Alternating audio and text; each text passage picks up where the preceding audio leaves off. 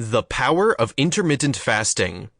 A no-nonsense beginner's guide for all the men and women that want to achieve optimal health and speed up the weight loss process.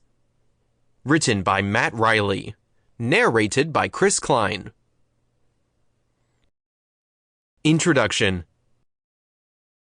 Fasting has been practiced for centuries. Our cavemen ancestors fasted because the food was scarce.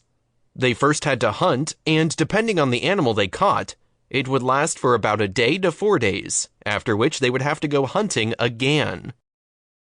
There was uncertainty of the hunting outcome at times, forcing them to fast on certain days.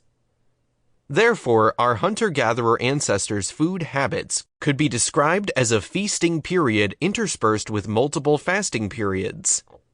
This is what intermittent fasting is all about. We are just giving an age-old idea a new name.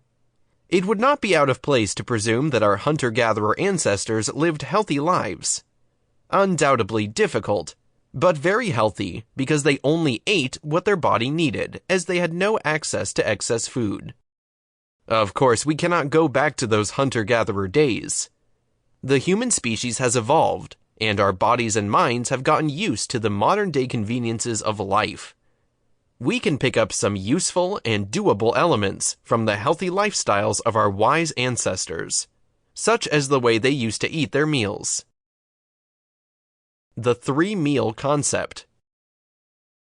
Let us delve a little into our history to understand how the concept of 3 meals a day, breakfast, lunch, and dinner, was invented. Nowadays, people include a morning and evening snack too. Breakfast.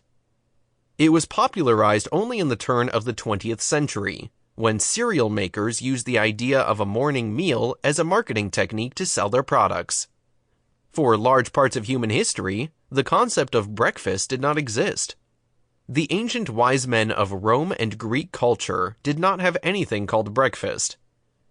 They just ate one large meal around noon, as they were led to believe, and rightly so, that eating only once a day was not just a healthy habit, but also eating more often reeked of gluttony, which was frowned upon.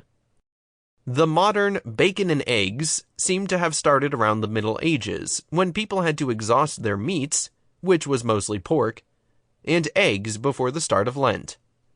So they combined the two and made the precursor to the modern-day bacon and eggs, which is a typical breakfast dish now.